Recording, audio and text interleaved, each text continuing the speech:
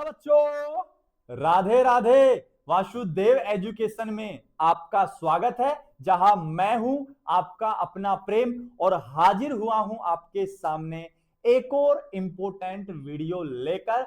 और खास बात यह है कि ये वाला वीडियो भी सेमेस्टर 5th के लिए ही रहेगा। जैसा कि सेमेस्टर 5th के बच्चों को पता है, मैं बच्चों को सल्फर के कार्बनिक यौगिक वाली यूनिट पढ़ा रहा था और इस यूनिट के मैं 2 लेक्चर पहले चैनल पर अपलोड कर चुका हूं। अगर प्यारे बच्चों आपने नहीं देखा है तो जल्दी से जाकर देखिए, क्योंकि थोड़ा सा उधर से समझेंगे ना तब थोड़ा इधर से समझ में आएगा। समझ रही मेरी बात को? और बाकी आ जाओ और हम पढ़ते हैं अब सल्फर के कार्बनिक यौगिक में। आगे थोड़ा सा इसको बढ़ाएंगे, लेकिन बढ़ाने से पहले, वीडियो को स्टार्ट करने से पहले एक ही बात कहूंगा कि मेरी तमन्ना आपको पता है, मेरी तमन्ना है कि आप मुझे फर्श से अर्श तक पहुंचा दो। मेरी तमन्ना है कि आप मुझे मिट्टी से उठाकर अपने सर आंखों पर रख लो। मेरी तमन्ना है कि आप ज्यादा से ज्यादा वीडियो को शेयर करो, जिससे लोगों को पता लगे कि हाँ सर केमिस्ट्री ठीक पढ़ा रहे हैं। ऑनलाइन की दुनिया में एक सर और आए हैं जो थोड़ा ठीक पढ़ा रहे हैं।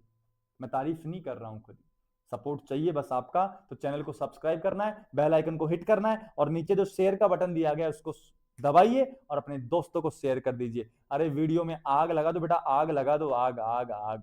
समझिए बात को। अब आ जाइए, अब समझते हैं क्या कहने वाले हैं। सुन बेटा, सल्फर के कार्बनिक यौगिक पढ़ रहे थे और सल्फर के कार्बनिक यौगिकों में से ये क्या हो भाई?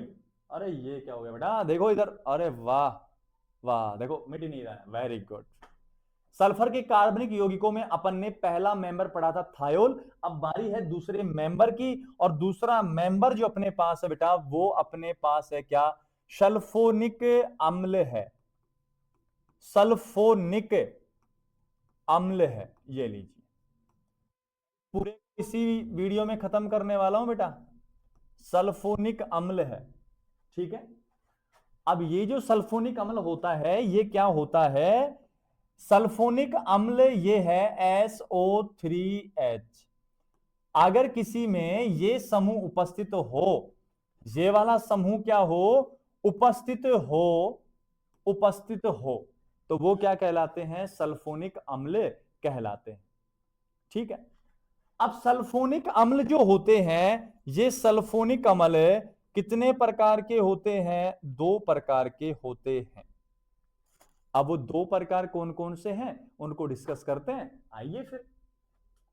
तो सुन बेटा, मैंने लिखा है सल्फोनिक अम्ल। सल्फोनिक अम्ल लिखा है और अपन ने कहा है कि सल्फोनिक अम्ल कितने प्रकार का है? ये ले, 2 प्रकार का है बेटा। अब 2 प्रकार कौन कौन से हैं उनको अच्छे से समझिए आप। पहला जो प्रकार है उसमें अपन लिखते हैं बेंजीन सल्फोनिक अम्ल। अब सर ये भी कोई प्रकार हुआ क्या? बेटा प्रकार ये नहीं है, प्रकार जो मैं लिखूंगा वो है कि बेंजीन सल्फोनिक अम्ल कैसी प्रवृत्ति का होता है? एरोमेटिक प्रवृत्ति का होता है। तो पहला जो सल्फोनिक अम्ल है वो है एरोमेटिक सल्फोनिक अम्ल, और जिसकी संरचना अगर मैं बनाऊं तो बेटा ये होता है बेंजीन रहा, और बेंजीन से कौन जुड़ता है? SO3H समूह जुड़ता है। इसको कहते हैं बेंजीन सल्फोनिक अम्ल, और ये एरोमेटिक नेचर का होता है। दूसरा अगर मैं बात करूं तो होता है अपने पास एल्केन सल्फोनिक अम्ल। एल्केन सल्फोनिक अम्ल होता है, या इसको आप कह सकते हो एल्किल सल्फोनिक अम्ल। अब ये कैसी प्रकृति का होगा? जाहिर सी बात है, कैसी प्रकृति का? एलिफेटिक प्रकृति का रहने वाला है। अब जब ये एलिफेटिक प्रकृति का होगा तो इसकी संरचना अगर हमें बनानी हो तो हम बनाएंगे RSO3H। और एलिफेटिक का मतलब भी अचक्रीय से होता है, तो अचक्रीय ही तो है ये। और मैंने क्या लिखा है? कुछ अलग से महाभारत थोड़ी लिखी है मैंने। क्लियर है? बनाओ जल्दी से, इसको नोट करो। इतने में आपको एक गाना सुना देता हूं। कौन सा सुनाऊं बताओ? सैयारा का सुना दू धुन? सुना दूं? जब भी बरसात आए पलकों से ढांक लूंगा, ना कोई कमी खलेगी, तुझे इतना प्यार दूंगा, चांद तारे ले आऊं, है ये तो मुमकिन नहीं, पर वादा है ये कसम से, तेरे साथ मैं रहूंगा। ये मैं दावा नहीं कर रहा, कोई ताज महल है मेरा, नाम की चंद दीवारें हैं, जिसको ही घर में कहता रहा, मेरे इस दिल को चुराने के लिए है यही एक धुन।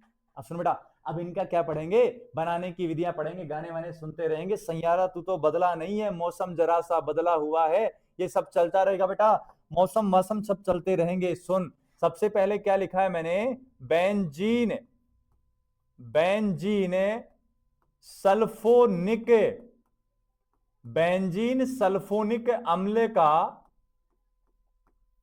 निर्माण कहा है मैंने, निर्माण, ये लीजिए निर्माण कर रहे हैं। अब कैसे करते हैं वो अपन समझ लेंगे इसमें। देखिए हम किस लिए हैं बेटा, गाने ही थोड़ी सुनाएंगे आपको, समझाएंगे भी ना आपको, आगे बात समझ में, तो सुनो फिर, ध्यान दो सब लोग इधर, ठीक है। अब बेटा क्या करवाना है, ये लो बेंजीन, ठीक है, और बेंजीन की रिएक्शन है, तू करवा दे बेटा किसके साथ, सुन, 2 मोल रख तू सधूम H2SO4 के। सर ये सधूम क्या होता है, धूम धूम सुना था, धूम मचाले धूम मचाले धूम, वो छोटे फोन में नहीं आता था वो वाला धूम मचाले सुना था। सर यहाँ सधूम क्या होता है सर मजा नहीं आया सर। सधूम का मतलब बेटा होता है फ्यूम, फ्यूमिंग कहते हैं, फ्यूमिंग H2SO4 की बात चलती है बेटा। और कभी लैब में जाएगा ना, तो जब भी H2SO4 के जार का ढक्कन खोलेगा तो तुझे उसमें धुआं निकलता दिखाई देगा, वो धुआं हाइड्रोजन गैस होती है। चेक करना है तो हाइड्रोजन गैस फ्लेमेबल होती है, मोमबत्ती जला ले जा, क्या करेगा, जल उठेगी वो धुआं। आगे बात समझ में। तो फ्यूमिंग का मतलब होता है H2SO4 की धुआं लेनी है। और एक बात कहते हैं ना, क्या कहते हैं पता है, क्या कहते हैं कि सामने वाला नहीं मारता है, सामने वाले की बातें मारती है। आ रही बात समझ में। तो भाई साहब ये H2SO4 लिक्विड अवस्था में नहीं मारता है, ये फ्यूम जो इसकी सधूम अवस्था होती है, जो फ्यूम निकलता है वो ज्यादा मारती है बेटा। ऐसे ऐसे नहीं करते, गर्म पानी कम जलाता है, भाप ज्यादा जलाता है, तो ये फ्यूम ज्यादा जलाता है, ज्यादा रिएक्टिव होता है। तो सुन बेटा, इस अभिक्रिया को नाम देते हैं, इस अभिक्रिया का नाम होता है सल्फोनीकरण, नाम होता है, क्या नाम होता है, सल्फोनीकरण। और यहां बनता क्या है वो सुन, यहां बनता है बेटा SO3H, और यही तो क्या है बेटा अपना, यही तो क्या है, बेंजीन सल्फोनिक अम्ल। और इसी का तो निर्माण करना था तुझे, बेंजीन सल्फोनिक अम्ल, और इसी का हमको क्या करना था, निर्माण करना था। क्लियर है क्या बेटा, चले क्या आगे, चल ले तो फिर क्या सोचना है, सोचना है क्या कुछ, किसके बारे में, किसी के बारे में नहीं सोचना है। अब सुन बेटा, अब करेंगे हम इसकी क्या, क्रिया विधि करने वाले हैं, मैकेनिज्म समझने वाले हैं। ये ले, अब मैकेनिज्म में ना 2-4 पॉइंट तू लिख देना, क्या क्या लिखना है मैं बता देता हूं पहले ही। इधर देख, इधर मैं लिखूंगा मैकेनिज्म में सबसे पहले लिखना है कितने स्टेप में होती है, 2 स्टेप में होती है। दूसरी बात क्या लिखना है, यहां जो मध्यवर्ती बनता है बेटा वो फिक्स होता है, यहां बनने वाला मध्यवर्ती होता है एरिनियम आयन। कौन होता है, एरिनियम आयन होता है, एरिनियम आयन भी कह सकते हो, इसका नाम दूसरा होता है सिग्मा संकुल भी कह सकते हो। सिग्मा संकुल ना कहो तो एक नाम और है व्हीलैंड मध्यवर्ती कह सकते हो, व्हीलैंड मध्यवर्ती कह सकते हो। ये लीजिए, तीसरी बात क्या कहनी है बेटा, यहां इलेक्ट्रॉन स्नेही जो बनता है वो बनता है SO3, सल्फर ट्राइऑक्साइड इलेक्ट्रॉन स्नेही बनता है। चौथी बात, 2 मोल किसके काम आ रहे हैं? H2SO4 के। फर्स्ट मोल, एक मोल H2SO4 और सेकंड मोल H2SO4।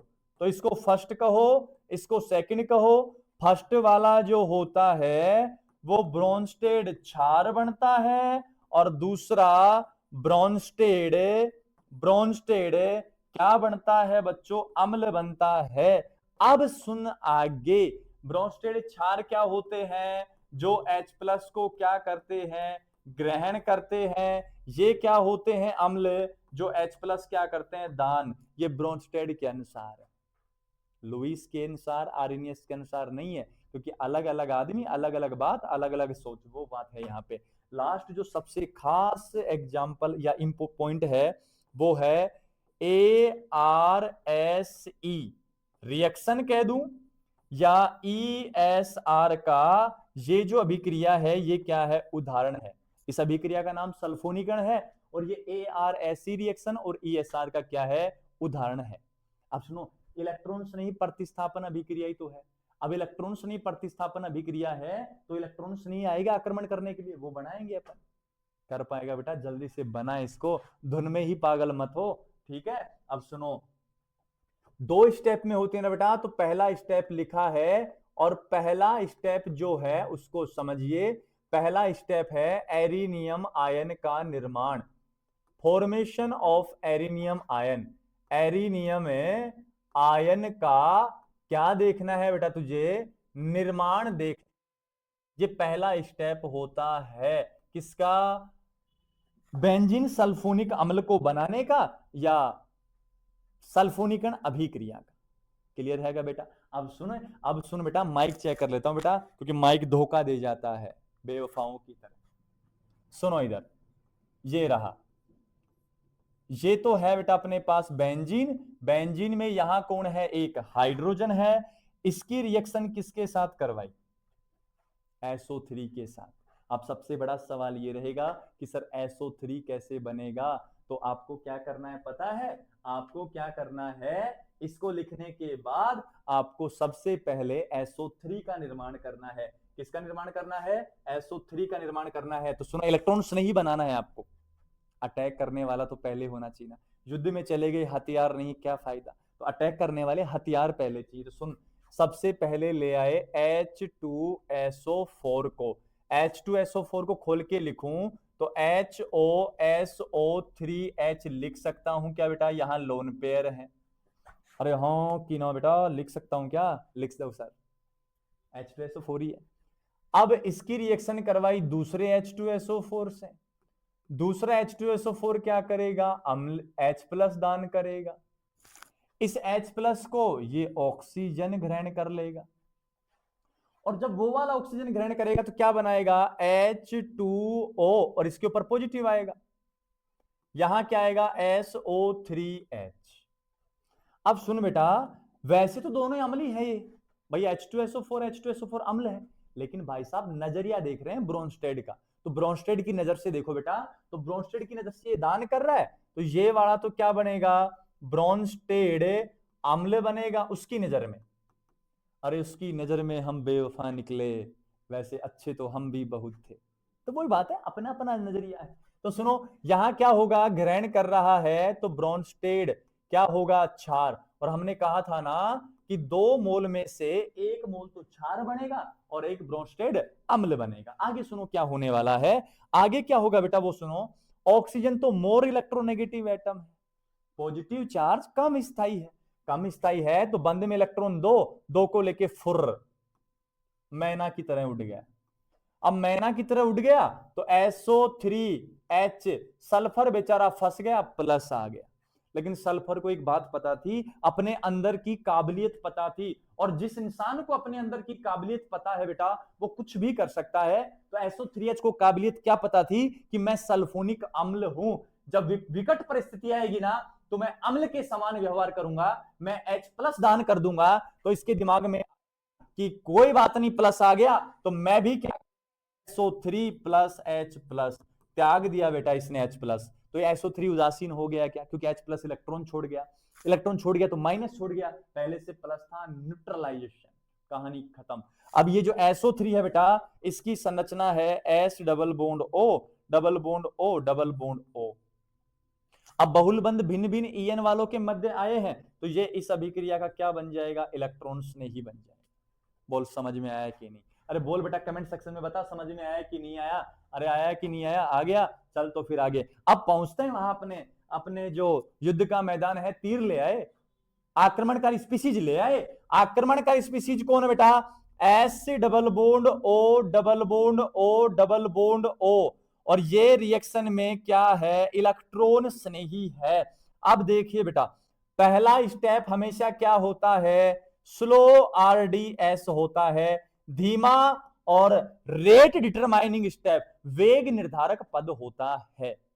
क्लियर है बात? अब सुनो, इसके इलेक्ट्रॉन यहां, तो यहां पे तो माइनस, यहां पे प्लस, कार्बन कार्बन में EN समान इसको दे दिए, तो यहां माइनस और यहां प्लस, इस प्लस का अटैक करवा दो, क्योंकि यहां इलेक्ट्रॉन स्नेही आक्रमण कर रहे हैं, और प्लस आते इलेक्ट्रॉन स्नेही बन जाएगा। तो क्या बनेगा पता है? पता है बेटा क्या बनेगा? बनेगा कुछ सुंदर सा चित्र, और वो चित्र विचित्र ये है, यहां प्लस, यहां पहले से हाइड्रोजन, यहां जुड़ने आया सल्फर, 3 ऑक्सीजन रखता है बेटा, लेकिन एक ऐसी है जिसके ऊपर कैसा चिन्ह है, माइनस है, ये लीजिए। अब सुन बेटा, यहां जब देखा गया ना, तो इस कार्बन का हाइब्रिडाइजेशन था sp2, यहां देखें तो इसका हाइब्रिडाइजेशन है sp3, तो sp2 कन्वर्ट किसमें हुआ है, sp3 में हुआ है। बोल बात ठीक है कि नहीं? यहां सिग्मा देखे गए तो 1 2 3 सिग्मा है, यहां देखे तो 1 2 3 4, ये नया सिग्मा ये बनाए, ये रहा। इसको अलग पेन से शो करता हूं, ये न्यू सिग्मा है बेटा, न्यू सिग्मा, नया सिग्मा बंद ये बना है।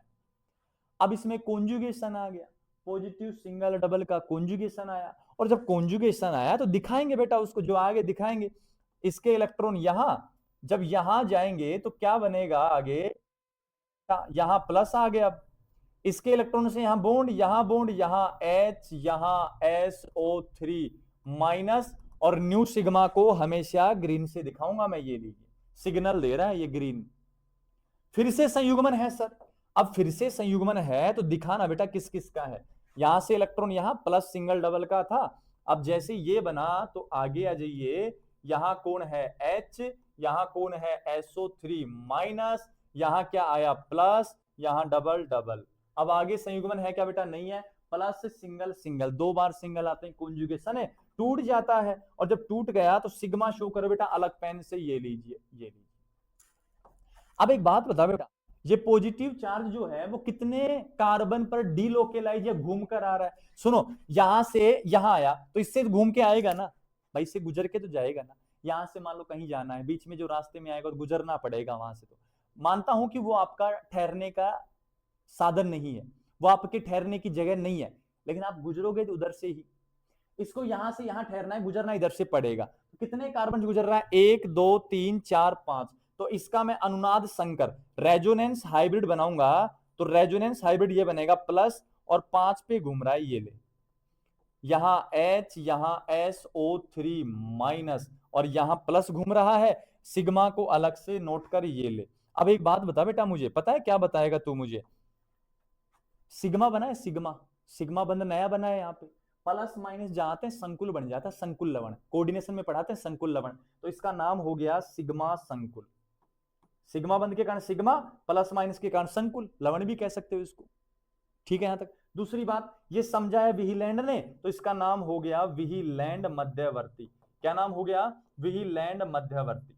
तो सर इसको एरिनियम क्यों कहते हैं, तो सुन बेटा, एक जो बेंजीन होती है उसको एरीन कहते हैं, क्या कहते हैं उसको, एरीन, एरीन में प्लस आ गया तो ईएम आयन लगाना है, तो प्लस आया ईएम आयन लगाया तो क्या बनेगा, एरीनियम आयन बनेगा, क्या बना है बेटा, एरीनियम आयन बना है, ये तुझे कहना है। तो इसके कितने नाम हो गए, 3, सिग्मा संकुल, विहीलैंड मध्यवर्ती, एरीनियम आयन। सारा क्लियर है क्या बेटा, जल्दी से इसको बना, फिर आगे चलते हैं, और सैयारा की तरह बदलना नहीं है तुझे,